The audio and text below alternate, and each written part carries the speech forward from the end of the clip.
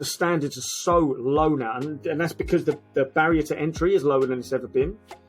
The understanding of what's needed is more conflicting than it's ever been because there's so many different coaches promoting so many different things. And again, you talk about, you listed off a long line of coaches there and companies that are all phenomenal. That I have resources, if not bought their books, from every single one of those that you referenced. But I can't just assign one person's methods to all of my clients.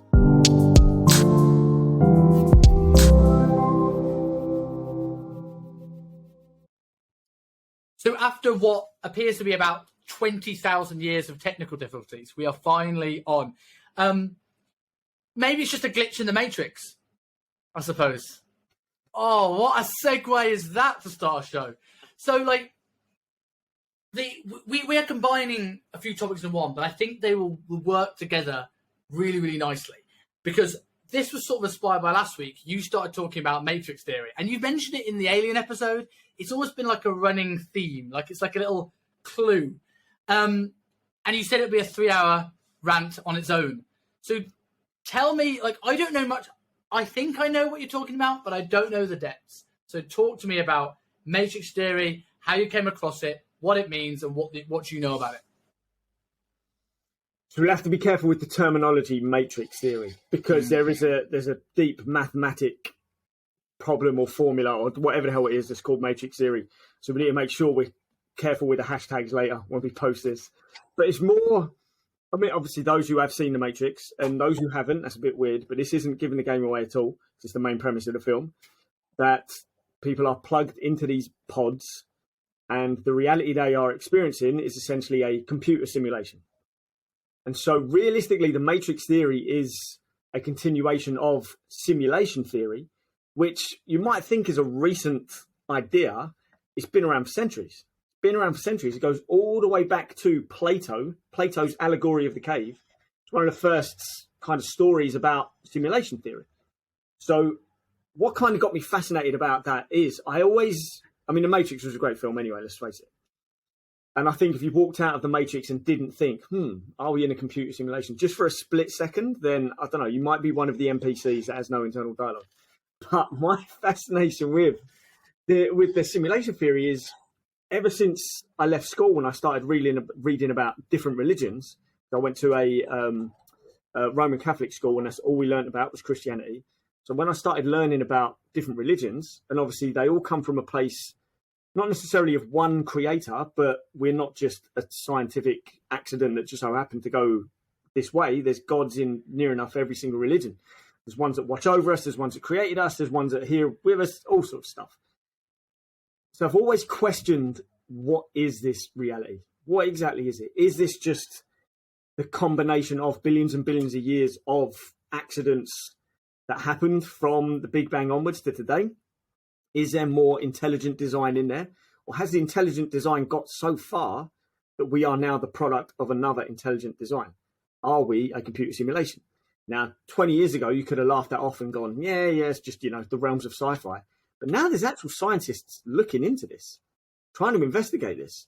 Like Elon Musk has famously come out on Joe Rogan saying that it's highly probable that we're in a computer simulation. Even Neil deGrasse Tyson has said it's like 50-50. So what makes Elon Musk think it's probable? Because this is it's like looking at what happens after we die. It is something that we cannot ever really prove. So I can't see how it can ever be more than a maybe. What makes him think it's probable? Personally, I think Elon Musk is the one that created it, and he's just done enough code to get himself in it. He's got his own little avatar. He's wandering around telling us that we're living in a simulation. Well, yeah, of course we are. You created it, geezer. I can't remember what he said on the Rogan episode, because I was more fascinated trying to figure out what he knew about UFOs, and he didn't really speak much about them. But I think it's to do with the fact that we as a human species, we create a technology, then we try and make it better and better and better. And if you look at, let's just use the art world over the last however many centuries, there were some pretty realistic paintings way back, and they evolved and evolved and evolved. And now we have digital art, and we even have AI art. And I can talk to you about that a little bit later, because I've been playing around with that. It's fascinating. AI art is kind of scary what's happening at the moment. So it makes sense that we might, as we're about to, create a new digital realm because we're constantly improving products. We're constantly trying to create these new environments to evolve into. And not so far around the corner is the metaverse, which is going to be essentially wearing a headset and allowing, VR and AI to create this new reality through this headset. How long is it going to be before it's no longer a headset and it's actually something you can actually implant? Maybe it's contact lenses that you have permanently implanted. Maybe your Apple Watch is eventually going to be your Apple forearm. Who knows? Who knows where it's actually going to go? All we know is things are constantly improving at this rapid speed, evolving. So if we then go into the metaverse, if we upload ourselves into the metaverse externally through contact lenses and headsets, things like that, how long until it's then a case of, through Neuralink or whatever the hell program ends up doing it, we can actually upload our own consciousness into this metaverse, in which case we have then become part of a computer simulation. And the longer we're in the computer simulation, it takes you back to something the philosopher Alan Watts spoke about in one of his most famous talks. It's called Time. And he talks about if you were, let's say you were in an eternal dream. Every single night you went to sleep and it was an eternal dream. And you could dream up whatever the hell you wanted. You name it, unlimited options. And you would keep going through this dream until eventually you've actually exhausted your options. You'd have to come a point where you dream up the button that says surprise me, because you will have dreamt every possible option. So if we end up uploading our consciousness into this simulation and we've got unlimited options and we can create every single thing whatsoever, I don't think it's going to come a point where we go, right, I need a button that says surprise me. I think there's going to come a point where we go, right, I need a button that gives me a physical existence again. Mm. And if that's the likelihood of it going that direction, how do we know we're not already there? How do we know we've not already done that several times, several hundred times? How do we know we're not the simulation of another? This is why I think Elon Musk says it's probable and Neil deGrasse Tyson says it's 50-50, because there's no proof saying it definitely is this, but there's no proof saying it's definitely not that either. Mm. And obviously me, that's a rabbit hole I want to go straight down and figure out what the hell's going there. The question's reality. And it terrifies me as much as it fascinates me. Yes. Because if we are the product of a computer simulation, then what's the meaning to anything? We're constantly trying to find meaning in life, meaning in our own lives, meaning in our relationships and our actions. What does it matter if it's a computer simulation? Does it still matter if it's a computer simulation? Mm. It feels like a pretty real experience. There's emotions, there's pain, there's rewards, there's disappointments. I don't know. Does it take meaning away or does it add to it? I don't know. It also makes you think in a way, like the big thing that people are looking at in terms of what comes after death, whether it's heaven or whether it's a simulation or whatever, reincarnation. Mm. The science is based around the fear of there being nothing. Mm. And perfect. So it's based around that. But the thing I think, if we're in a simulation and someone is now trying to have a different consciousness, you've got to be slightly worried that how bad is it out there that I want to be somewhere else? Exactly. This is what worries me most with the metaverse and things like that. And we saw this in the film Inception. There's the guys that are plugged into the machine that are in an eternal dream. They go into some underground like hut or something in the slum. I can't quite remember the scene that vividly. But there's the guys that are constantly hooked up to the dream, and the guy just says, these are the ones that gave up. These are the lost souls or something like that. So how you look at, I saw, whether this was real or not, I don't know, I can't confirm. But I saw a video the other day on Twitter that said this was part of Disney's first VR experience. Headset was on, and they're looking at the TV, and there's the Disney logo coming up, and all this stuff spills out onto the carpet. Like, that sounds horrific. It was like a waterfall and a beach scene, and there were little characters, little sprites flying around this scene. It looked amazing, right? It looked incredible. And that starts me thinking, okay, so what else can they do? So you can have your interactive TV, you can have interactive, what do you want? Kitchen, bathroom, you want a little helper to come up on your cooker and tell you how to cook? That's probably going to come. What else is going to happen? You can have a screen on your automatic car that could distract you from driving. So all sorts of things are going to come up on that. There is going to come a point where this reality will be so augmented through these headsets, contact lenses, glasses, whatever the hell we end up doing, or even implants, it's going to be such a vast improvement and difference to our current reality. Certain amount of people are going to find that reality so much more exciting than their current reality. And that's what worries me. Why would they stay there? That's what worries me with VR porn more than anything else. How many guys are going to be watching these headsets with VR porn on? Most beautiful women, obviously not going to be a real porn star. It's the most beautiful women because it's not beautiful. But they're going to be watching this woman that's talking to them in a way they've always wanted their wife to. It's going to be doing things that they've always wanted to see. Whether there is a physical hookup or not, I don't know. I don't know if it's going to go that far. But then they're going to take off their headset and there's their, they're in their crappy little apartment and there's their miserable, overweight wife fast asleep. The kids are screaming, trashing the place. What are they going to want to do? They're going to want to put that headset straight the fuck back on again and disappear into that zone. I wonder how many divorces will happen because there will be guys out there that are listening to this that have decided to sneakily, once their partner's gone to bed, crack open some porn and a bit of tissues, and you hear the door start to go and they go to loo and you put it back in your pocket. How many people are going to end up in divorces when they take off the headset and there's their wife staring right back at them? They've been there for 10 minutes. Yeah. It's going to be, what were you watching? Just, Disney TV thing. Show me. I've closed it now. Hey. With the thing attached to your other side, it's like, what, you really like Disney? Yeah. Hey. But you're right in the sense of, well, people are going to enjoy it more. Because when we look at, let's say there's not the case. We are not a simulation. But we are at the point now where we may be creating that simulation. People are going to go in that to have that better life.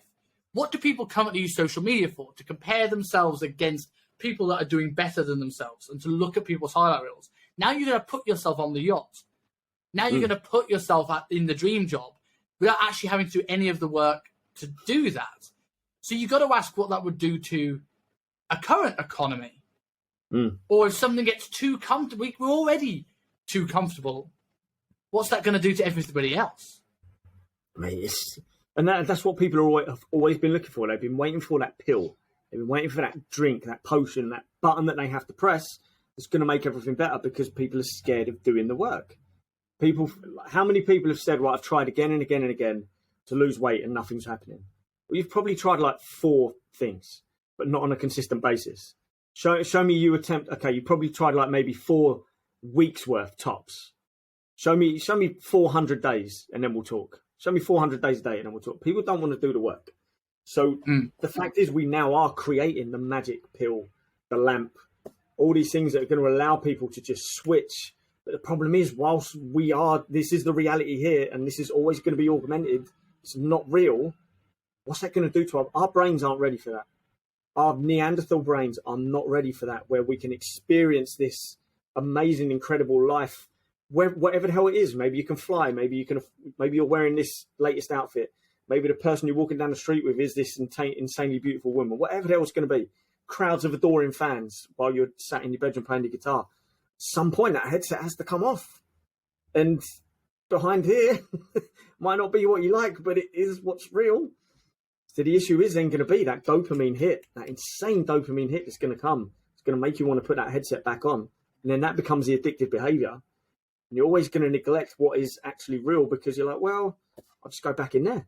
At some point, you have to eat, you have to drink, you have to sleep, you have to take. And in those moments, is it going to be worse in those moments because we already see rising rates of depression due to comparison to everything. Are we going to see that now where people have such a come down because they're now constantly reminded how far their life is away from where they want it to be? They can't find happiness in the small things anymore because I can be on stage in front of 1,000 people in my mind in 10 minutes. Yeah. Honestly, I honestly think that's the way it's going to go. And there won't be any support. There'll be no support from these companies to try and help them. The companies will know exactly what's going to happen, how people will be more addicted to this than their current reality. So what are they going to do? They're just going to give them more options to log in and make their experience better there.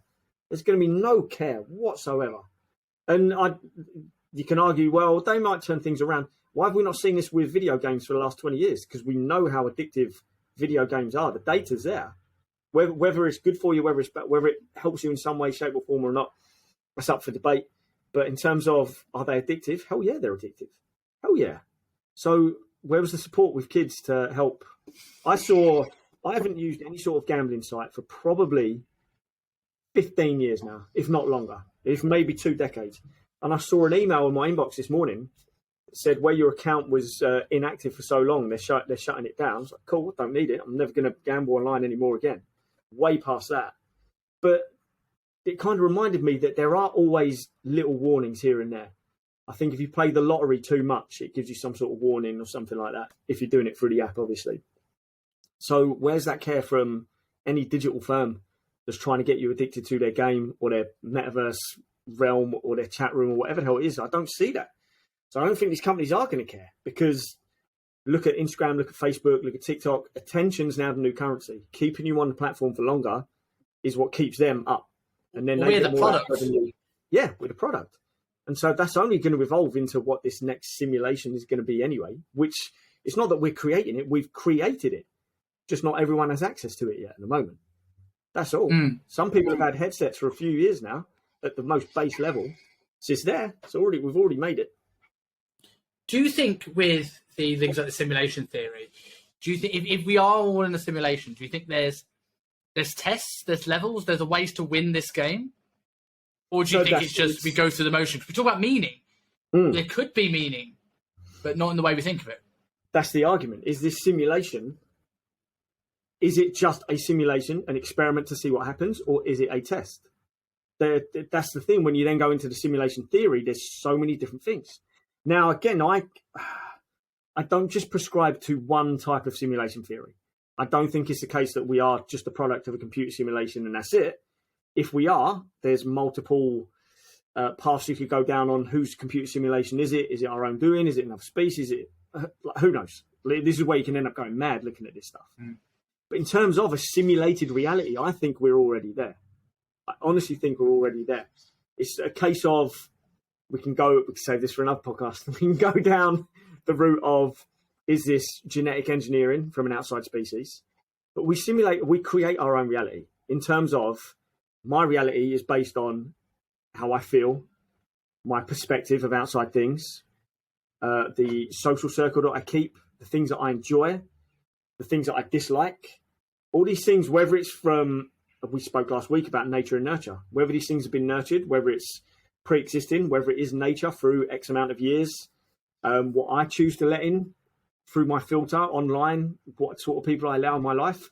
I've created my own reality, and you could wholeheartedly, not even argue, you could wholeheartedly say that corporations and businesses and things like that, it's in their interest to try and get your reality to simulate the reality they want you to be in, because you're likely to buy, you're likely to feel this, you're likely to do this.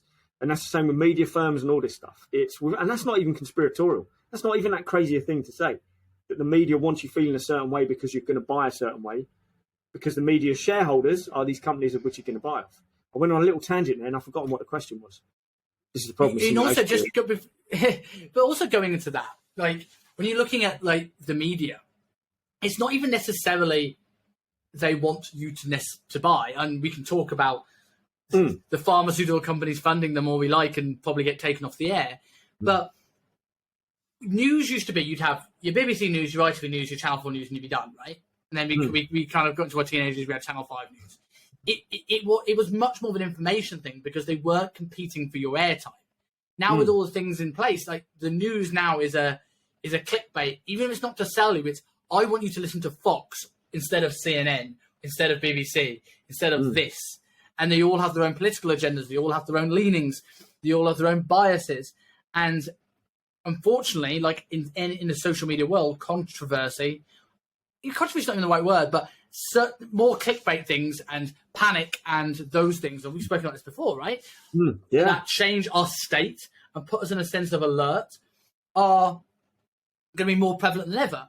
I've recently started seeing a therapist to work through some of my ADHD issues, and there's an element for me is like I definitely do have ADHD, but I wonder how much is it as severe as it seems, or how much is it that I'm in that constant state of just being like a hyperactive sense of alert, my nervous system's going crazy, that I'm just feeling like I'm always on edge and I can't be as creative. I can't think clearly because you're getting bombarded with all these things. And again, let's take the ADHD, for example. Some people say it doesn't exist. Not necessarily academics. Some people say it doesn't exist because they've not experienced it. And you could say the same with atheists. Will say that, of course, God doesn't exist. But there are people that will adamantly argue exactly what they've experienced. And that's their experience. That's their reality. So even though we are, okay, let's say we are in a computer simulation, we still all seem to be experiencing our own reality as such, which makes me think that there are tests and challenges you have to get through. But I don't know what the end goal is. I don't know what the end prize is. I can't possibly say. Because whatever happens after death, maybe the answer's there. I don't know. I don't think anyone can at the moment. But in terms of, is it just a simulation? This is just it. They're just watching and that's it. I don't know. But you also have to entertain the theory that it's a computer simulation that's been forgotten about, which is why it's going so flipping crazy. Who knows? There's so many arguments you could come down, right?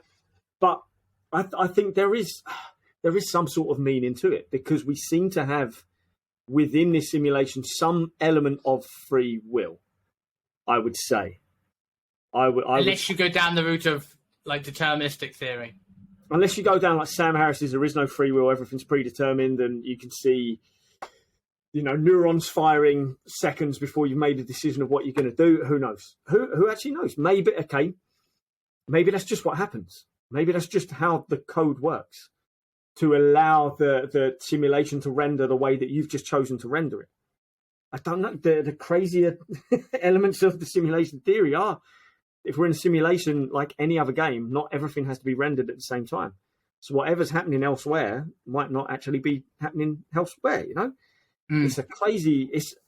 Before anyone listens to this and starts going mad and thinking that we are in a simulation and there's no point to any of it and want to jump off a bridge because it's a terrifying concept, really, just remember that this is a thought experiment. At the very least, your reality is simulated by you and by other people. Your experience is going to be entirely different to someone else's experience. Not everyone on Earth has the same experience. So it's just a thought experiment. It's to get you thinking. This is what I like to do, is question these things, because at the very least, it shuts my ego down without having to rely on psychedelics too often.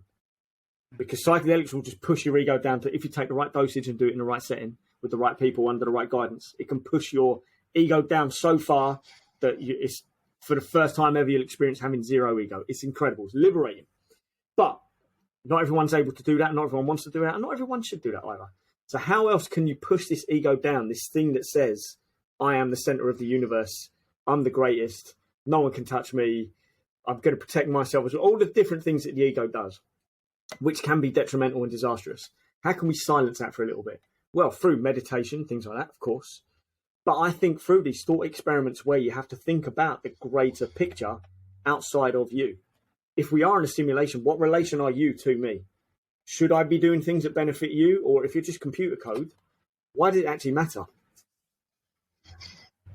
Yeah. I mean, I think that I don't think the simulation theory is that depressing. Because I think for me, the way I agree with you. I like having these conversations because it makes me sometimes it's scary realizing that you're insignificant. You can look at it in a way of, this is a depressing thought, or this is okay, so all these things I've been worrying about, all these things I'm scared to do, all these things I'm scared to say, all these things that I'm just concerned about doing, they don't matter. So why don't I do them? I think a deterministic theory is much more terrifying. One of my mates is a firm believer in that. And I was like, you might be right, but I want you to be wrong. I'd rather be ignorant to that theory, because it's like, and it also flies in the face. It's the ultimate straw man theory, because you can literally say, well, you have no idea where that neuron was going to fire. But the rags to riches story probably wouldn't exist in that situation. But that's just me thinking. Like, why would one person, in the suburbs of down and out city in America, become the richest person in the world, and another one doesn't?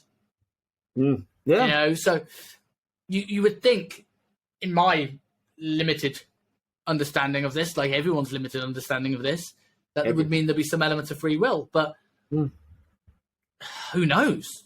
You could 100% argue then that if there is no such thing as free will, if everything is predetermined, then we have to be in a simulation. Have to be. I think the deterministic theory props this up more than anything, more than a lot of people realise.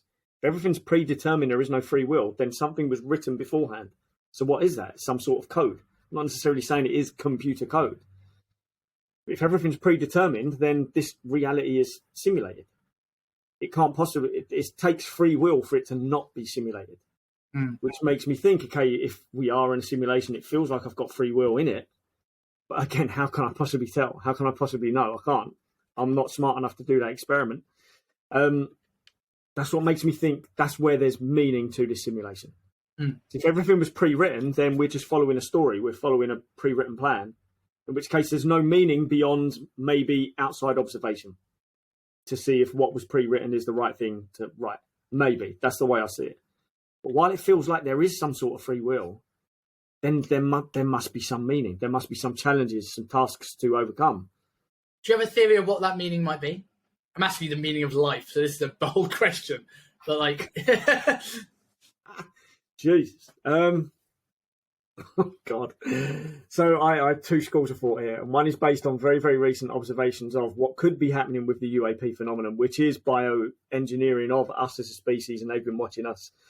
In which case, that's kind of terrifying that we are an experiment. And this is basically some sort of galactic zoo.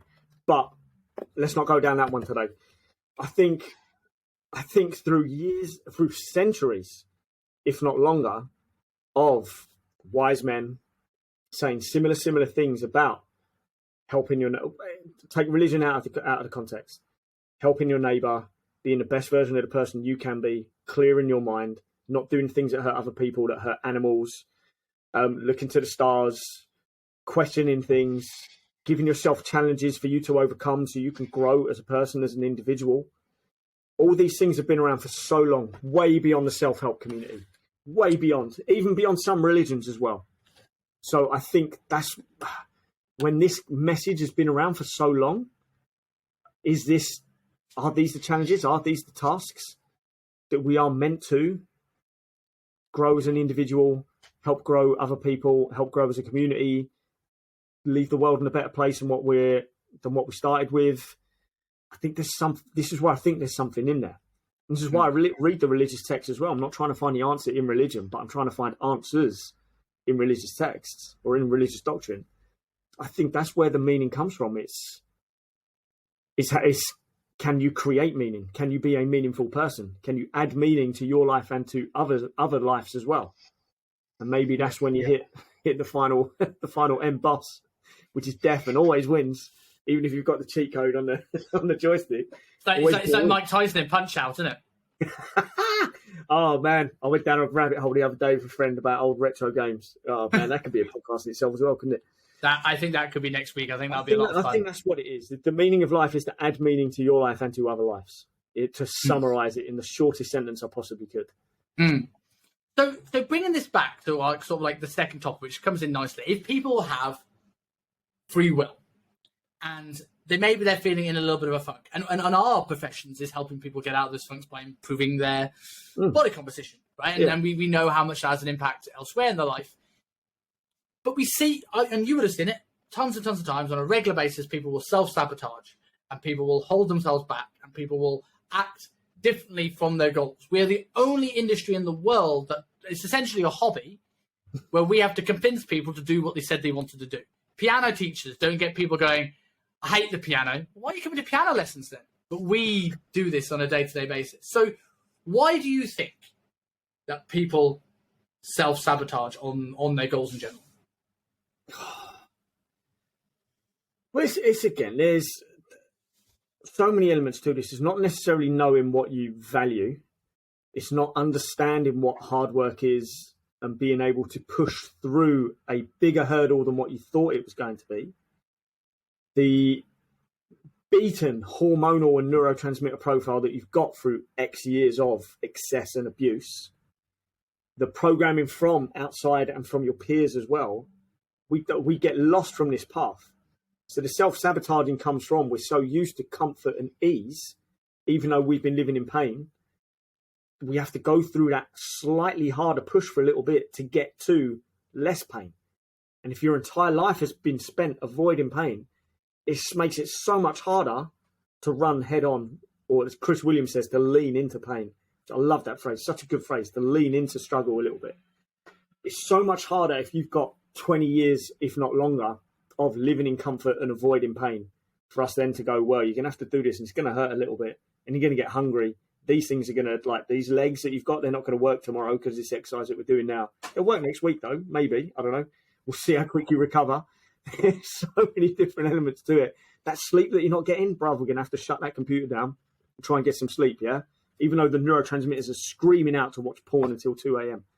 I think the self-sabotage just comes from you've had X amount of time we're in this reality that you have to go through a slightly harder slog to get to this easier state that most people won't, because they're just not used to pushing this, or they decide that they want to leave this pain that they're currently in, that they've recognized that they're in, and the first port of call is to enter into more pain. Who would sign up to that? Well, only those who know what it's like on the other side. I suppose it's that's the reason why some of the best results that we'll see are people where their current pain, the pain of where they are, becomes greater what they're leaning into. Mm. You know, very few people do this from a position where, unless they're really into it, unless they come like us, right, yeah. Where we are pushing into more pain than our current existence, but we're kind of weird, and we kind of got into this sort of state of masochistic sort of torture that we put ourselves into 3-4 times a week, and kind of like we're the people that brag about being hungry. Who can be hungrier on this diet? Can you get so lean that your feet hurt when you walk? You know, normal people don't think that way. Yeah. So I suppose there's an element of it, right? Even though I'll be one of the first people to stand up and say that the fitness industry is more watered down now than it ever has been since it started. It's weaker, it's softer, it's more confusing, more conflicting than it ever has been.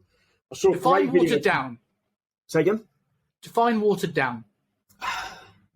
So us as the fitness industry means we need to get regular people, general population, fit. PTs now are forgetting that the boring methods are the ones that work. They've now got to do something sexy to appear different so they can bring more people in, so they can feed their own desires of being a celebrity or a brand or more noticed, so they can get their validation there.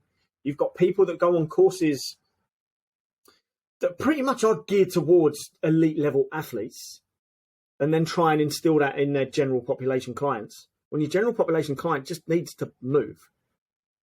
But people forget that. So the basic hard work gets forgotten about, because the fancier, perceived to be harder work is where all the attention's going. I saw a great video from, it kind of leads back to what I was about to say, that I saw a video from Tom Platz the other day. So old school video. Because obviously I think he's dead. I'm pretty sure Tom Platz dead. He's not. Yeah. Do you know how I know he's not? Because he messaged me on Instagram about 6 months ago. Mate, if you could get Tom Platz on, I will sit in this corner like a good little fanboy, shut the hell up, and just listen. So, by the message, I absolutely do not think that is likely to happen. So, I got an Instagram Q&A question going: who would you like to train with? If it's a bodybuilder you would like to train with, who would it be? And I said I'd love to do a leg session with Tom Platz. Hell yeah! And I tagged him in it, and I was obviously in Hong Kong. For those of you who don't know, we still have to mandatory wear masks outside. Jesus. Still. So I was wearing my mask, I was outside, I was chatting away. And Tom Platz just replied, "Get that fucking thing off your face." That was the extent of the conversation. Yeah. And I was like, Tom Platz just told me off. Love it. Oh, that's so cool. Yeah, he's still alive. 67. He's not even that old. No. Why did I think he was dead? No. Anyway. Yeah, so it's a great video. I'm going to post it on my social media later in the week, where he's trained this guy, even though he stood in a suit. He's trained this guy, and the guy's on the floor. It's obviously legs, and the geezer's done for. He's rolling around, it's almost crime. And Tom Platz says, this is it. He's achieved failure. This is what we come for. This is how we do it. This is where the growth comes from. This is what the hard work is all about. And he says something along the lines of, this has never changed. The fundamentals have not changed since the 70s. And I agree. Now, we could have the argument of, do you go to failure every single time, or do you stop 1 to 2 reps short of failure for real muscular growth and for real adaptation of that body? And if we're trying to make all our clients, or get all our clients to lose weight, and we know building muscle, adding muscle to the frame is a major, major part of that, it makes sense that we train our clients in a way that adds muscle to their frame. But majority of what I see is not adding muscle to anyone's frame whatsoever. And just for a second, take the optimizing of exercises out, certain machines out the window, or adding daisy chains, bands, things like that, looking at moment arms and levers. Cool, I love it, but not necessarily relevant for everyone. But take that out of the equation. There's a ton of stuff being done that is not taking someone even remotely close towards a realm where they're going to be adding muscle to their frame. And if the client's goal is fat loss, which majority of people in the gyms, that's their goal, that's what they're there for, and these PTs are making them do a ton of stuff that makes them look good, it's giving the client some weird experience of a workout they're going to remember and they're going to enjoy and probably come back for more, but it's not actually feeding their goal, then why are we doing it? What are we actually doing it for? It's now a case of, mate, I saw this poor kid on TikTok, and I'm about to get rid of TikTok, overhead pressed 100 kilos straight overhead, standing. And the slightest bend in his knees, right? The slightest bend in his knees every single rep. And it said, his caption said 100 kilograms, 100 grams. 100 gram strict overhead press. Chicken pressed. Just, yeah, go on. And the tiniest bend in his knees, straight away. Great, well done, but it's not strict, is it? Awesome, well done, but it's not strict. And then people just piling on going, that's not a strict press. Even though in another video, he sat on a bench, upright, 250-kilo dumbbells overhead. Well, that's certainly a fucking strict press, right? Mm. And I thought to myself, do you know what I don't see anymore? I see crazy Olympic lifting videos. I see crazy calisthenic videos. I see all these mad stuff, all these different circuits, and, again, optimization of exercise, all this stuff. I don't see any videos of people just doing hard work anymore outside of the realm of bodybuilders. Where's the PT that's filming his client doing, you know, a decent set, a heavy set of 5 squats with great technique, or taking a client to failure? I don't see that anymore. I could argue that maybe the decent PTs that do that are the ones that aren't filming their clients in a workout.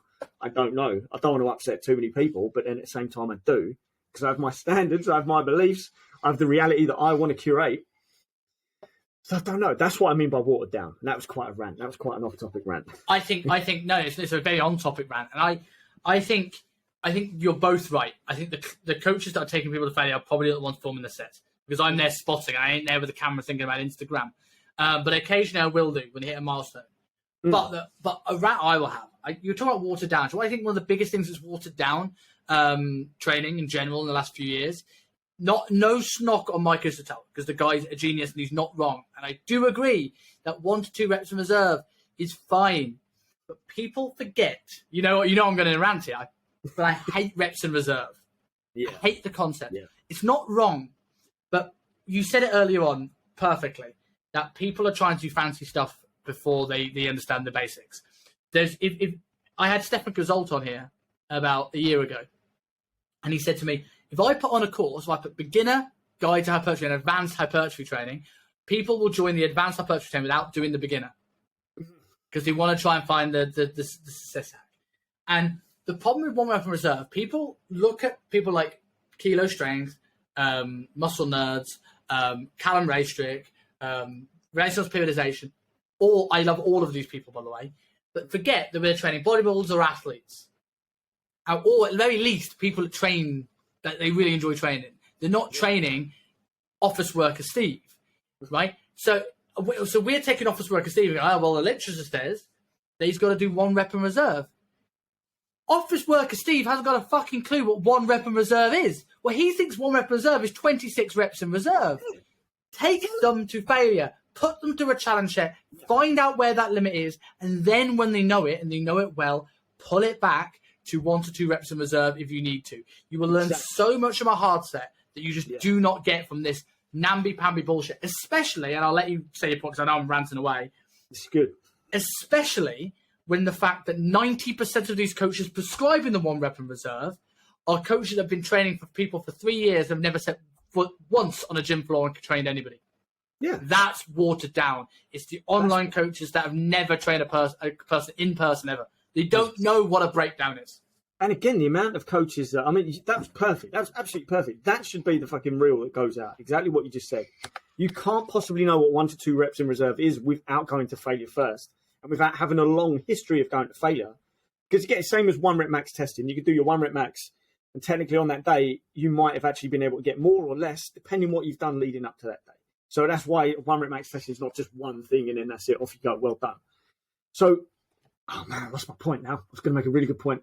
But again, the coaches, there's coaches on the gym floor that have never gone to failure, so wouldn't know how to take their client to failure. So they'll stick with 1 reps in reserve as well, without necessarily knowing what reps in reserve is, or even knowing what true failure is. I had a baptism of fire learning what true failure is at our previous employer, which was one of the best things about it. There I was going, I can go, of course I can go to failure. Yeah, of course I can. No, wasn't even close to failure. Wasn't even close. And I'm still guilty of that now. Everyone will be. Of going, right, this really, really hurts. This has to be the end. When if you had someone training with you, maybe there's a couple more reps in there. Maybe. I always think there is a power of having a PT session. So someone takes you to your absolute failure, right? That doesn't mean you're going to go into your next session and train that, but you train 20% more closer to it than what you did before in your own training, just day to day, right? Yeah. And then you go to a new level of failure with a coach again, and then you just bring that gap. And as it starts to slip, you just get that reminder of, I need to train a little bit harder. So you never reach those limits, but you get closer to it. And you get closer every time, which means you are much closer than you were if you'd never gone there in the first place. And one of the greatest things I think about Eddie Baruta was he had those standards in mind. When I started there, it was every Friday we did a leg session. It was always legs. And once a month it was fancy dress. Some of them were painful. Trying to do a pendulum squat set to failure in an Incredible Hulk onesie. I've done horrendous sets on the pendulum. I've done 10 exercise giant sets on quads. Would I give these to a client? No. But what it teaches me so much about what is truly possible with people. Yeah, 100%. It's such a shame. And again, in terms of watered down, it's the standards have watered down. Standards have wildly watered down. Way before our previous employer, way before that, I made a commitment that as soon as I've got the phones and iPads and laptops arguable, but not essential. I have nothing on the gym floor. I'm not getting my phone out of that pocket. My clients walked off for a few seconds to get a drink, or they needed a phone call or something like that. Yeah, I might have a little check, but as soon as the client's back, phone's off. So I'm not getting my phone out to film my clients unless they ask me to, unless they want that set filmed. In which case, it's for them. This is why I don't necessarily plaster. People have a pop at me for this all the time, but I don't plaster these guys over social media. Half of them don't want to be on there. And my one-to-one, my focus is on that person right there in front of me. Great. And then later down the line, I go, oh, shit, why didn't I film something? Why didn't I ask them for a copy? Well, maybe, but that's not my priority. My priority is my clients first. The standards of PT sat down, stood looking at other people on the gym floor whilst their client's working. Not really thinking about their client care of what another person's doing on the gym floor. Looking at themselves, stretching while their client's doing an exercise. It's so getting their own reps in while their client's resting. I hate that. The standards are so low now, and that's because the barrier to entry is lower than it's ever been.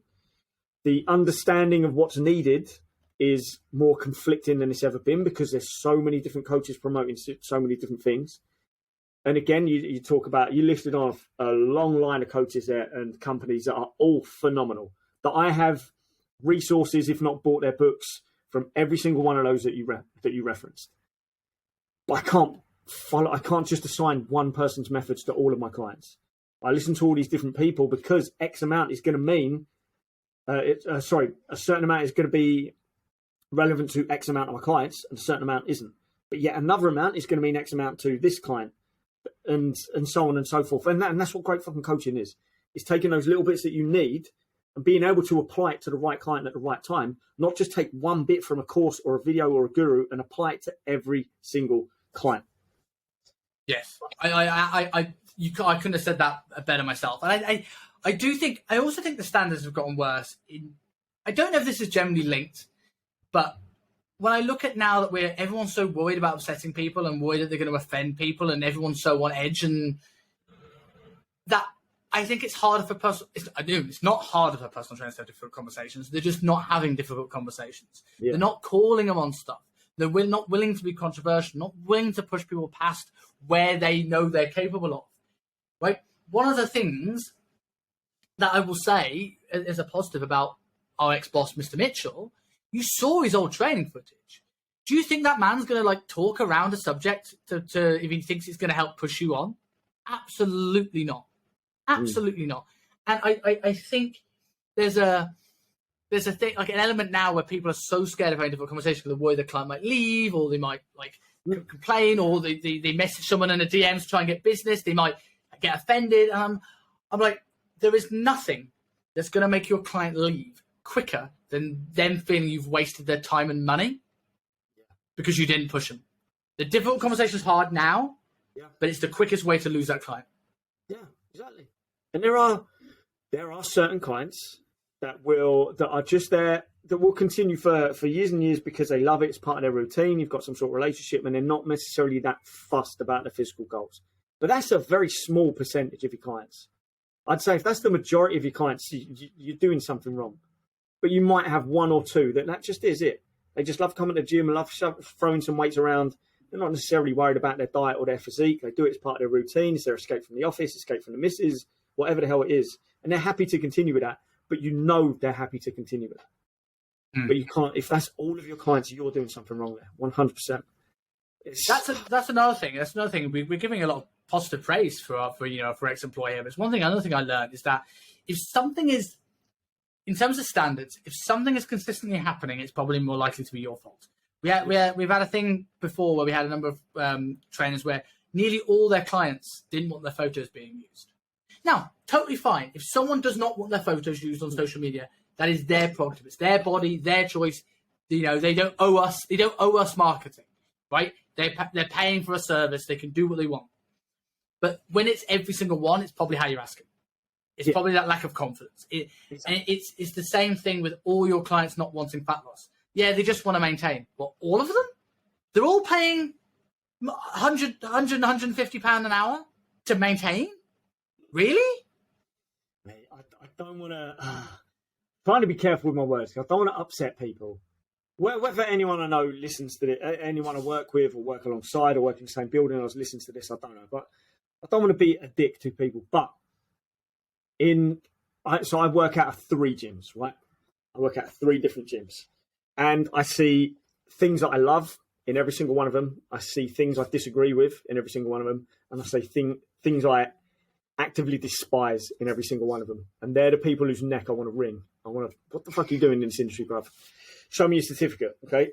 But some of the things I see, this morning, my client was on a hack squat, and a trainer had his client on a leg press. And my guy was going pretty hard on this hack squat, right? And it's a hack squat. It's a fucking horrible machine, right? My guy was going pretty hard on this hack squat. And the guy on the leg press, it just seemed to be high rep, cardio-ish style training. He was getting the sweat on. It was lightweight, and he definitely could have done more. And he looked over at my guy on the hack squat, and he said to his trainer, "What's the difference between this and that machine?" He said, "Like, what's that machine?" And the guy was like, "Oh, that's a hack squat." Do we do that? Is that in the program? Like, no, you've got leg press. So why are we doing this one instead of that one? Or like, are they the same? Do they work the same muscles? Like, he had genuine, legit questions, and you could see the trainer. You could see his brain going, "Shit, I don't know. I don't know the answer." Because I've seen this trainer's own training. It's not good stuff. It's not good stuff. And his answer was, well, they're similar. They like work the same muscles, but this one, I prefer this one. Okay, cool. If you prefer a leg press over a hack squat, awesome. That's part of your methodology and it works for your clients. Great. I don't necessarily have concrete reasons for you to switch to the hack squat instead of leg press, and vice versa. Just so happens that in my client's program that day, he's got the hack squat for specific reasons.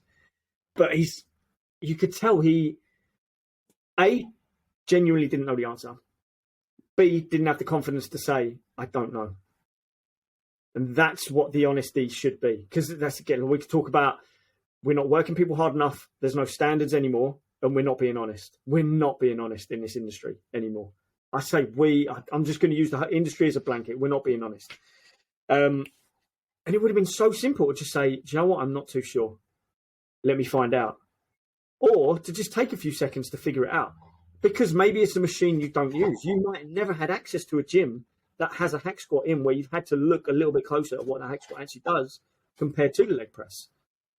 So that should be a little red flag for you to go away and go, let me go figure that out. Let me go learn, because maybe that machine has relevance for some of my clients.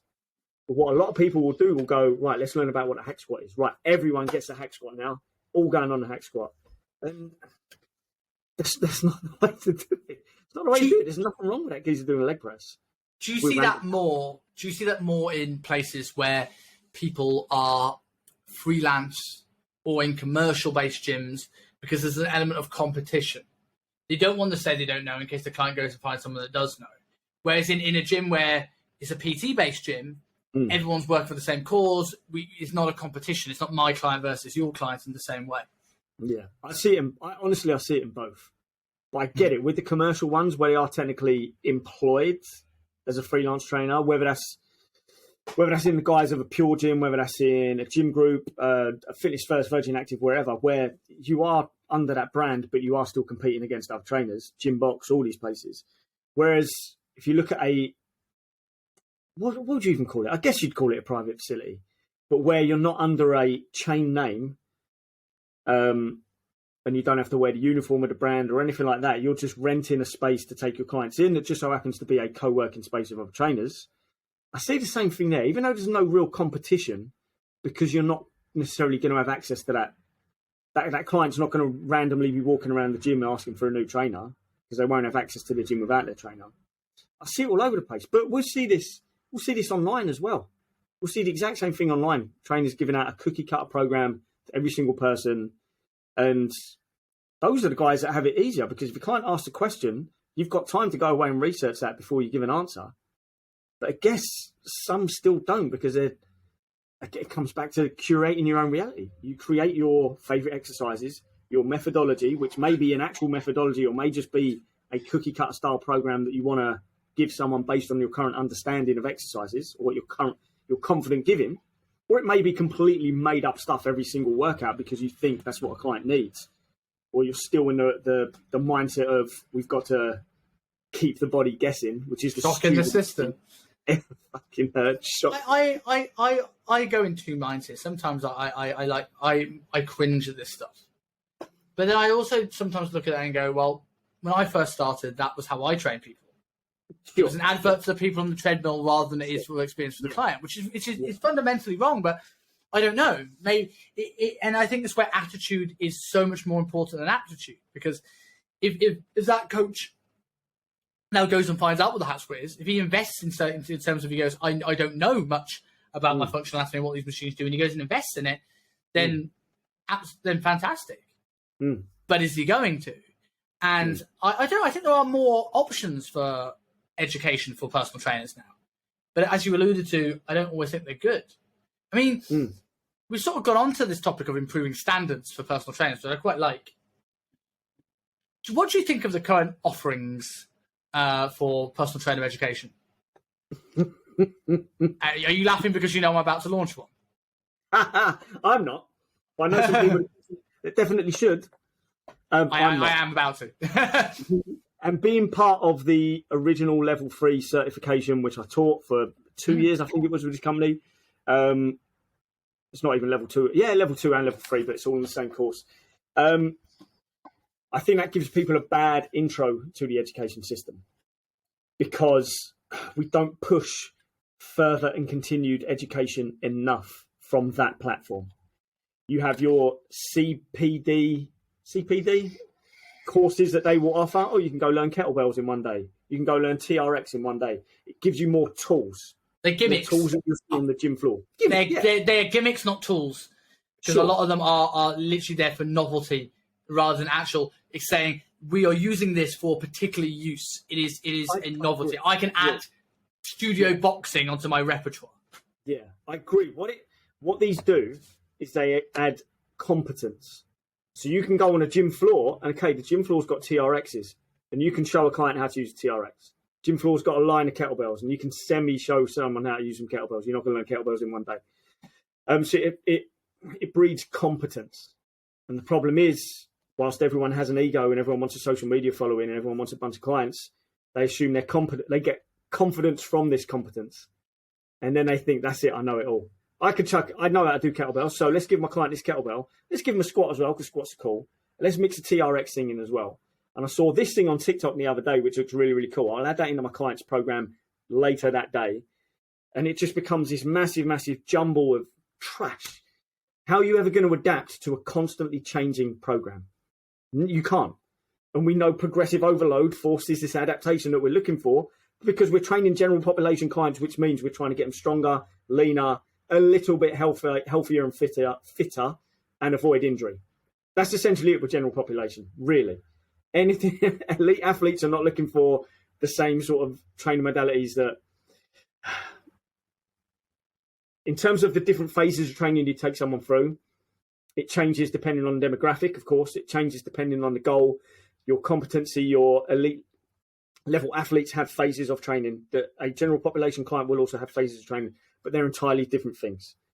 Why are you taking, oh my God, why are you talking about beyond accumulation and intensification phases for general population? There's probably no need for anything else. I would argue that's also novelty. Keep them challenged, make sure they're adapting. It's going to take weeks, if not months. They shouldn't be worried about speed strength. They shouldn't be worried about plyometrics. They shouldn't be worried about fucking 1 rep max to 3 rep max testing over the course of several weeks. They shouldn't worry about that. It's completely information overload and detracts from the actual goal that they're looking for, which is achievable through the simplest, hardest graft. Doing the basics and doing them well and doing it consistently over and over and over again, without thinking that, without putting yourself in a position where you know too much for that. So it's great to educate yourself, and maybe that's just part of a hobby. Maybe it is something you use to serve your clients. But what do your clients actually need? Do they need you going on these courses and learning things for you to bring back? Or do they need more consistent hard work at the basics? I'm going to guess it's that more than anything else. I would say there's an argument for both, but it depends on how you interpret the data. One of the things I've learned that sort of, I think, held me back through many, many years, doing tons of education and tons of courses, and it was just stuff. It wasn't bad stuff, it wasn't good stuff, but the problem is I didn't have a system. I had this lot of information. I had no idea how to apply any of it into my own practice. I had no idea what, if I had the 70%, right, of what my demographic is and what my clientele is, that 70% are going to have pretty much a similar path. And I'm not saying write templates, but I'm saying the program ideas are going to be very similar, and you adjust the small things for the individual client. Yeah. When I got that and understood how I take people and progress people through a system, I can now go on a course and go, right, that's good, that fits in here. That's good, but it's not relevant to my kind of clientele, but it's a tool I can use for later. I'll put it here. That's a load of crap.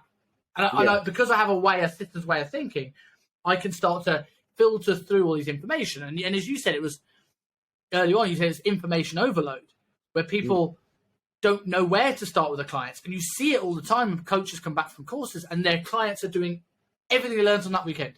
So you see people doing Indian clubs. Every client's doing Indian clubs. Do you remember those things?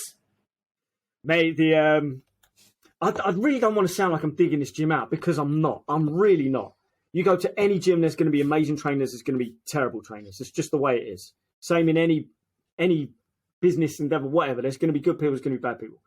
The gym I go to, I work most of my one-to-one clients out of, has a small set of Indian clubs. Now, when I first started getting into my more functional training zone, I worked with a guy who did Indian clubs. And he taught me how to use them. And I thought, this is great. Warming my shoulders up and taking them at new ranges of motion. This feels good. Feels like I'm doing some work. It was nothing that was ever beyond a warm-up or an active recovery session. For me, that's where those two things sit. You want to mobilize your shoulders a little? Cool. You don't have to use them. You can mobilize your shoulders other way. You want an active recovery day where you're doing some movement and it's getting the blood pumping and raising your heart rate? Cool. But there's other ways to do that. There's probably better ways to do that as well. You want to get down the realm of heavy Indian club training? I don't see anyone offering that certification. I don't see that, certainly not in this country. So you probably shouldn't be doing it or giving your clients it either. But what do I see them? I see them include it in extended warm-ups, 20, 30-minute long warm-ups. Or I see them chucking it in randomly in the middle of a workout. Oh, this will work your shoulders. So why that over an overhead press or a lateral raise or something on the cables? Why that club? There's no real justification. And it's also not to say there's not a time and a place for something like an Indian club. In the same way there's a time and a place for a carnivore diet, and there's the same way there's a time and a place for a Theragun. But it's understanding the rationale of why all these things work. So you can say, when is the time and place that I might use this, when I might not use this? And you going into the extended warm-up thing, I see a big trend, certainly now, certainly with the rise in exercise mechanics, where when did personal trainers all of a sudden start becoming physiotherapists? Because we don't want to outsource the physios. That's the thing. We don't want to outsource the physios. It's not long before fucking personal trainers become chiros.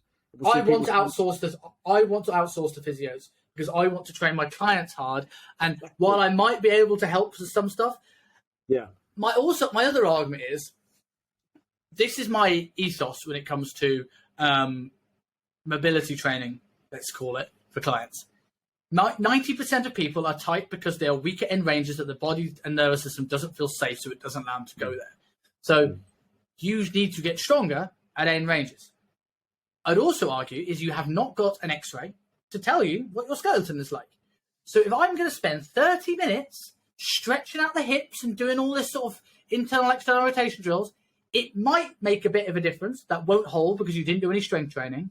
Yeah. Or it doesn't make any difference and you've wasted a lot of time. Yeah. Find the wrench you own, train them really hard. I want to get his name right because he's phenomenal. I think he's my new favourite account on Instagram.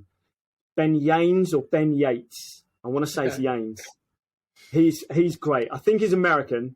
He's right up Ben Yanes. He's amazing. Lifting anatomy made easy is so cool, right? Fighting against traditional fitness BS, and he certainly flipping does. And he did a great post the other day on posture. And he's saying, again, the issue is a lot of people say they've got bad posture, or you point at someone who's got good posture. And he's saying there's no real such thing because posture is, again, what your body's doing relative to the task. So you could see someone deadlift 250 kilos with a rounded upper back, and some people will say that's bad posture. Some people would say that's perfect lifting posture for that thing. You could take a skinny guy who is bolt upright, absolute picture perfect, good posture, put him under a 200 kilo bar. What's his back going to do? It's going to crumple like fucking, a deck of cards. It's then which are known for their crumpling. I'm just trying to think of the pyramid. But it's what's relative and what's relevant to the task of what you're trying to achieve. How many people are doing extended warm-ups trying to fix posture, overuse of over-fixed posture during certain exercises that doesn't require it. It can actually be detrimental to it. Really? And giving them stuff at the end as well. This would be good for your posture. This would be good for your posture. Brother, you postured those 3 sets of 10 cable rows to fix their posture. It's going to do fuck all against 8 hours of sitting like this every single day. Absolutely fuck all. That 20-minute hip mobility drill that you're doing is nothing compared to them getting up and getting out for 10 to 15,000 steps every single day. That's going to fix their tight hips and some heavy fucking glute work. That's going to fix their tight hips way, way more than that tiny 20-minute of the day routine that you're taking them through. That's my argument with breath work. I science and irrefutable. A proper functioning diaphragm allows you to expand the rib cage, improve thoracic extension, improve the shoulder, will improve things down into the hip, right? Because the psoas is a fascial attachment into the diaphragm. Irrefutable. But me doing 20 diaphragmatic breaths compared to how many breaths I take in a day, it's like me going for a piss in the ocean and trying to make it yellow. Mate, I think this is something like especially Nick used to get asked this a lot on his Instagram Q&As. I know loads of guys, it's a common question that what do you think the fitness industry is going to look like in 10 years? And they were asked that 10 years ago, they were asked that 10 years before that, and no one's ever got it right because you can't really predict what morons are going to do, and the majority of people are morons. How long is it going to be before we see 20-minute breathwork drills, before someone gets to their fucking set of leg presses at the start of a session? Who knows what gimmick is going to come in next? Because it's going to. I don't think there's ever going to come the day where the majority of the fitness industry is actually doing the basic hard work, the right things for a whole 45 minutes to an hour with their clients.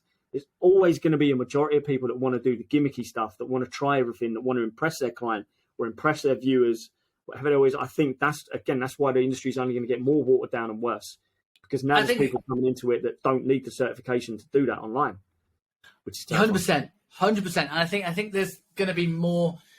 With the rise of social media, there's going to be more need for gimmicks, things to get heard over the simplistic stuff. Yeah. And I think there's going to be a rise of people coming into the education space that probably should do more time with hallucinogenic drugs and knocking their ego, because there's so much I want to sound smart. Yeah, that's the bit that worries me the most, is now we've seen some popular fitness influencer guru types now dabbling in the realm of psychedelics. I think that's going to be another thing as well.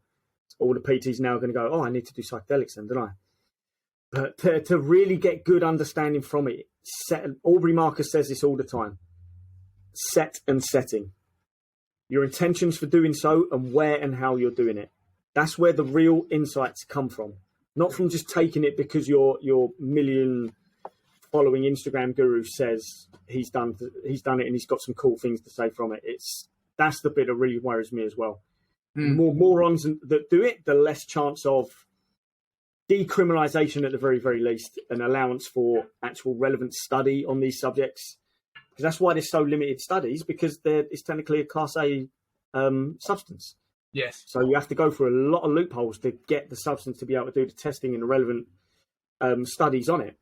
And we're never going to see that if morons keep taking stuff and giving it all a bad rap. You know? I think the that's definitely a podcast of the day, talking about the legalization of drugs.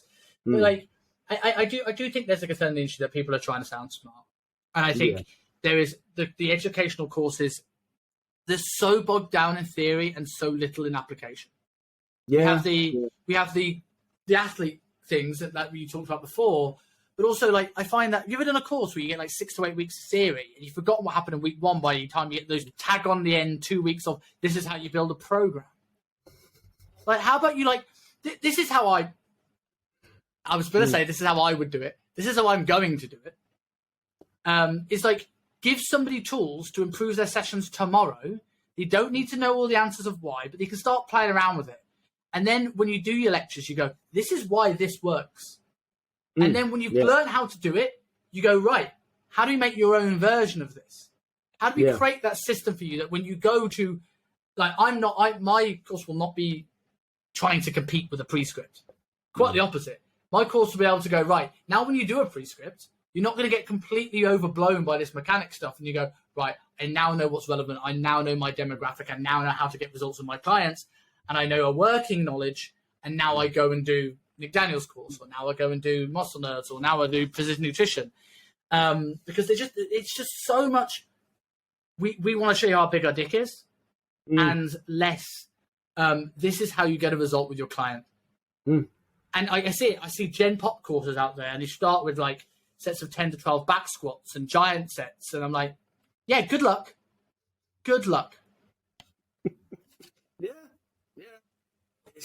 And that's what kind of leads me back to this. This is why I constantly question reality, because I'm questioning my place in reality. I question my place in the industry all the time. Me too. What do I actually want from it? How am I creating meaning for myself and for other people? And what you said there about, we all want to do the dick swinging competition. I did that. If you go through my personal Instagram and you look through the last 2 years, I was posting twice a day videos trying to make people laugh. Got shit hot at Canva before anyone else did, because I was on it several hours a day, trying to make stuff, not necessarily thinking what was best for my clients, but just trying to get the views up, trying to get the followers up, trying to get my name out there. When at the same time, behind the scenes, I'm training 5 to 6 people in a private gym who don't want their names and faces on social media, so I'm not going to post them on social media. And that's where my real work was being done. That's where my online clients as well. That's where the real work's being done. Great. Behind the scenes with the clients who don't want to be sprouted all over online. And you'll see me now taking almost a step back. I'm not going to do a complete JP Cronin and disappear, but I want to make my personal Instagram personal, back to my friends and my family and people I actually know. And I want my business one to just be more related to my business, but not something I spend all fucking day long on, trying to get new people in. I want to get my people in as I've got, and then build from those through referrals and things like that, which we know is the right way to do it. I don't need to be the most famous guy online. I mean, I might change my mind after the talk in in just over a week. I might come out going, right, that's it. I want to be on stages across the world. Send me your plot synopsis, by the way, and I will nominate you for a TED talk locally to. Oh yeah. Because you can do it from anywhere, so I'll do it for you. But you mentioned questioning your place in the industry, and I do that too, and I do that more than ever, and that goes back to our episode on it all changes after 30, which, by the way, we'll go and listen to because it is one of my favourite ones we did. And you also mentioned, where do you think the industry is going to be in 10 years? Now, I might ask you that at some point because we don't know, but I want to see a prediction. But where do you think you'll be in 10 years? Because we're both in this position now where, you closer than me, not to throw that in your face, but where we can't be a gym floor PT forever. No. And there has to be a transition. Where is your transition when you're questioning your place in this industry? Where do you think it's going to go? I had this conversation not that long ago with the late, great Christian Mensing, who is over 40, who was 41, I believe, when I had this conversation with him. Or he may not have. He may have just been under and he was talking about being 41. He said, do you really want to be walking up and down the gym floor trying to drum up business when you're in your 40s? No offence to anyone who is in their 40s that's doing that, because some people, that's what they love doing. Some people have only just got to start in the industry, and that's what they need to do. But I've been doing this for a long time. So I think I don't necessarily want to be doing that. And I think I want to limit how much one-to-one I do going forward, because I honestly believe that to be a great coach, you still have to have some sort of one-to-one gym floor work going on. I don't believe you can fully go online and not lose your marbles a little bit. And in terms of people that have started out and gone straight into one-to-one, into online coaching, I don't think they can fully understand how to push a client virtually, because you can't. You really can't. So I need to look at my life priorities. How do I want the next 10 years of my life to look? And I want to be less reliant on being at a certain place at a certain time. But I also don't just want to rely on online and go, right, I'll just try and help everyone through online. And because I'm not a laptop trainer, that will feel like an office job for me. And that is instantly not going to work for me. Not going to work. Service will suffer if I just went completely online. So I have to have some gym floor contact. So for me, my place in the industry is going to be serving my one-to-one clients, my very limited amount of one-to-one clients, serving my online people and trying to put something out there, a very, very low tier, low entry cost thing that's going to help a lot of people, whether that's my book or whether that is an automated course or something like that. It's just going to try and help people alongside an online community that I can be involved with, but the community can kind of feed and drive itself. But I think over the next 10 years, I'm going to move slightly further and further away from the industry. And it's not because I don't love the industry. It's my life priorities are going to change a little bit. There's other things I want to do. And 12 years of 40-hour week minimum weeks, living on your laptop, saying no to social occasions, saying no to relationships, saying no to all sorts of kind of stuff. That's not the reality I want to keep curating for myself for the next 10 years. So my place in the industry is serving the people that I'm serving now, and there's people I'm going to serve over the next few years as well, giving them the best possible education and chance of reaching their goals and instilling this into a lifelong habit rather than just a 12-week blitz or anything like that. But then I don't know, I could change my mind in 2 years. I might step away from the gym floor and go, I just want to be back on the gym floor, which is what's always happened. Always happened. I don't know. It's a good question, man. It's a really good question. Yeah, I also think as well, when you say about limiting one-to-one, I think that nearly everybody I've known that's gone fully online, that started one-to-one, right? Like not the people who are trying to start from their laptop in Bali. They nearly always go back. Yeah. Did you meet Kevin Hall? Kevin Hall's going back one-to-one? Maybe briefly. But yeah, I know you mean. Yeah. Alex Searle's talking about maybe doing a few. Brett McCartan's gone back and done them. A lot of it's going to come from the online industry is going to break so many people and disillusion so many people from it not working that it's going to take guys like us to go, oh, for fuck's sake, right, okay, I'm coming back to fix this. That's what I honestly think it's going to take. I'm trying to not sound egotistical there at all, but it is going to take an army of people that know how to push clients and work hard and do the basics well and undo a lot of the bullshit programming that's going on out there, which is the direction it's going to go. How many fitness influencers are selling £20 to £100, if not more, cookie cutter programs, personalized? Where's the personalization? You put their name on it. Great. It's not personalized, is it, bruv? Like, there was no questionnaire leading up to that program, so it's not personalized. So people are going to do that, not get any support, not get any results, become disillusioned. That's another tick in the, well, I've tried this and it doesn't work box. It's another tick in there. It's going to take guys like us to just go, well, all right, hang the laptop up for a little bit. I'll put this project to the side. Let's go back in industry fucking fixes, which is better served in a one-to-one basis for some people. I really, really think so. A hands-on approach is going to work. But who knows? 10 years, industry could be obsolete with AI. Who knows? Who knows? I think as well, like if you're stepping away from the industry, I know you're doing some copywriting stuff and you're doing some graphic stuff, and if that, for sake of argument, let's say that was the avenue you decided to go down, stepping away from the gym floor to have a bit more of time to do the other stuff you want to do in life. In order to do that, and this is the thing about one-to-one personal training, which is very different to a lot of industries, your diary is so dependent on other people's diaries. Like, your work relies on other people's work schedules. Yeah. So for you to do a piece of copywriting, or you to do some editing, or you to do a graphic design, I know you're pretty good at a lot of those things already, but it might only take you 5 minutes to do, but it's going to take you multiple hours in one go to learn that stuff. You're going to have to pull it back. You can't learn these new skills to the quality you have to make a business out of it or make money out of it. If you've got, well, I've got 30 minutes here and I've got an hour and a half here that I need to train, eat, and do a bit of this, we'll start it here and then I'll continue it there, and you never end up in a flow. And I launched a great podcast with Johan Hari, who's generally becoming one of my people I want to get on desperately, because his book on attention is phenomenal, and I really want to pick his brains on it. But like, I think that's the thing. A lot of personal trainers get in this habit where they can't see a way out of the gym floor because they haven't got time to truly take a stop and think and work it out. And that's why I think I even though I do agree that having some gym floor stuff is beneficial for a lot of people, even if it's minimal. I do think, and I think I'm close to this stage, being able to be a point where you have almost a break from it, like a lot of these online guys have done.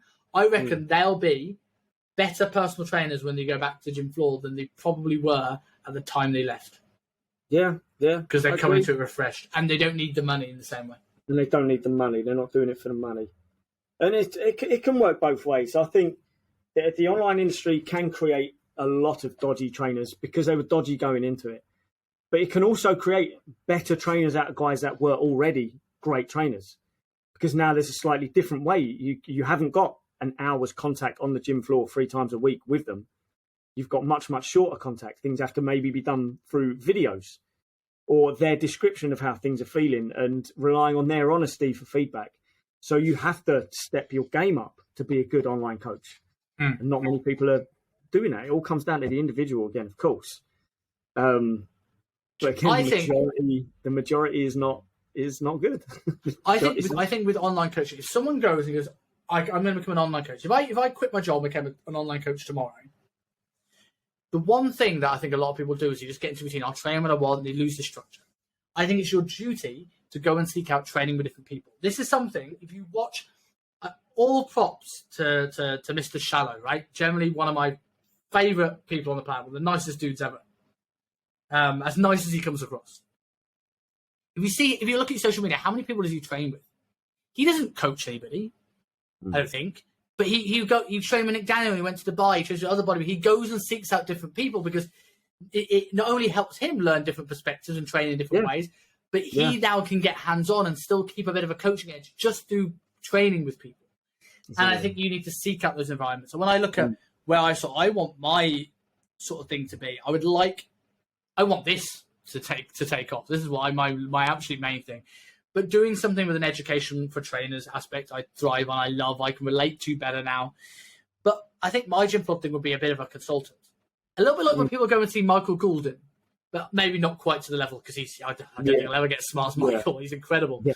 But for someone to come in and go, I've been doing this program and it's not working, and I come in and I look at maybe I spend a squat and a deadlift on one person, I do an overhead press, and I'm that troubleshooter, rather than like week 3 split squats. Let's do 30 more reps of these. Like I'd like to troubleshoot and then allow people to go off and then get better. I think that's why I see my one-to-one future if I can find a way of doing it. I think. Yeah, I think so. Who knows? I might change my mind. And there's a bit, again, like who knows? You might change your mind. This might all be pre-written and the code has decided exactly what route you're going down. Who knows? But I think also, like, obviously a big, maybe less now with the online coaches because they've realised they can do this business from the beach hut in Bali or wherever. Is obviously the pinnacle of PTs used to be getting your own gym. And I know still a large amount of people that aim for that, but a large amount also not aiming for that. And I've always been asked, would I open my own gym? Back in the early days, 100%. All I wanted was a warehouse gym, not a CrossFit style gym, at the Franco's, Zach Evans style gym. That's what I wanted. All the free weights in there, some machines, a track, all cool stuff. Do I want it now? I think it entirely depends on where I end up. The town I'm in now, I would not want to open a gym. If I move back into central London, I certainly do not want to open a gym in London. But if I ended up in some much, much smaller, tighter community that could do with a community-based fitness and health element to it, 100%. I'd convert that barn in a heartbeat and get all the town/village members in there, because the community aspect is what interests me there. I would never want to open a gym and just have that gym and then disappear from it because I've ended up in a management or business owner role and now I've no attachment to it. I'd want to be hands-on in there. I'd want there to be a community, or just be so tied to it that you have the same problem you had when you were doing one-to-one PT. Which is not. I'm not saying this is a problem. I know people own gyms, right? Like exactly, and like it's really rewarding for them. But I don't. I think if I was going to own a gym, and I don't know how he makes money off it. I don't know if he has a trust fund, because the only way I think he can make money off it. But what Eugene Teo has it's unbelievable. I don't know where you was going to go with that, but yeah, I get you. I have a bit of time for Eugene. I listened to it. I wasn't sure, and I listened to his interview with Jordan Shallow on. I plugged Jordan a lot today, but I listened to his interview on Prescript Radio, and he just seems a really down to earth guy. It's like, I don't know everything, and I wanted to find out, so I found mentors that helped me find out. I was like, he's just a guy looking to learn more about training. Yeah. I'm like, and he's managed to come into some money or earn some money through social media presence. I don't know, maybe a bit of both. And he's created this great content facility where he can do podcasts and he can train. Mind Pump Media. That's what I want. I want Mind Pump. Yeah. I get that. But that would be the best. So on that note, now people know where we're going in the next 10 years. And I think we went off the topic of adherence, but I do like the topic of setting the standards, because I think there's going to be a lot of coaches watching this. And I think sometimes this could be the episode where it's a bit of tough love. It is I will go back and listen to this and I go, I'm not doing some of the things I talk about here. Or some of the things Rob mentioned, I go, Christ, do you know what? I have actually let some of these things that Rob mentioned in this episode slip. I will learn from this interview. So if you're a coach who's got this far, go and watch this bit of it. If you want to skip the Matrix bit, you can do, but I don't think you should. If you want to watch that bit again, talking about standards, use this as a recap and just shift your quality up that little extra step, because it will help you and will help your clients. Yeah. Maybe we had timestamps to the episodes now, so we can say, right, PTs, you need tough love, go here. Skip the Matrix bit. I very much intend to do that. Now I've started editing like so many more clips of it now. I'm a bit higher on the edits. When I do, I'm going to take note on timestamps for YouTube in particular, so you can go through them. Right. Anyway, man, mate, love that as always. I love a good rant, and I do think we've put the industry to rights today. So thanks again. I'll catch you next week. And if someone does want PT from you, because last week we plugged your social media channels, people in London, how can they go and experience this high quality standard of personal training? So they can, if you want to find me online, if you want to talk PT, find me on Fat Loss Fastlane. If you want to talk Matrix Theory, Aliens, you go to Robb Core, which site will probably take me in both. It's cool. In terms of one-to-one, what's really exciting, I do want to promote it because I love this gym. It's amazing. It really, really is amazing. Don't let my opinion of other personal trainers dig you out on what I think is a pretty shit-hot facility in central London right now. I'm currently working out of a place called Until on Tottenham Court Road. And in October 17th, they're opening up their Liverpool Street chain. And if you go on their social media and look, it's a pretty shit hot looking gym they're creating, and a really, really exciting concept. And I think a great place for freelance trainers to go and, really hone their craft as well.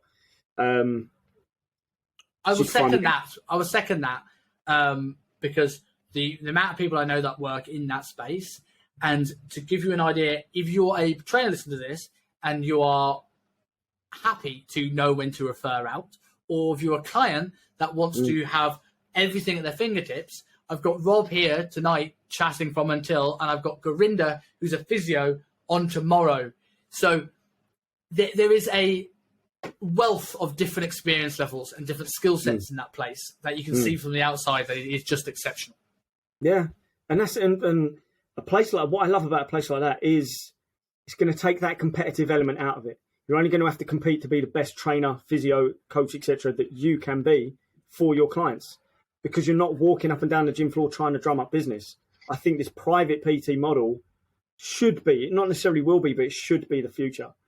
And the more decent PTs can move away from this pure gym group, Virgin Active model, where you have to compete, so you've got to do weird stuff to maintain relevancy.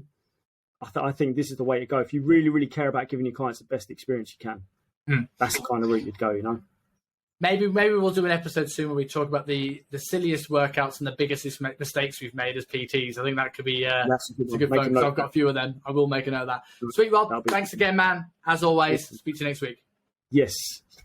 Guys, thank you very much for watching the podcast. If you're like me and like to binge watch podcast episodes, click here for our most recent episode. And if you enjoy the show and want to be updated when new videos come live, click here to subscribe to the channel.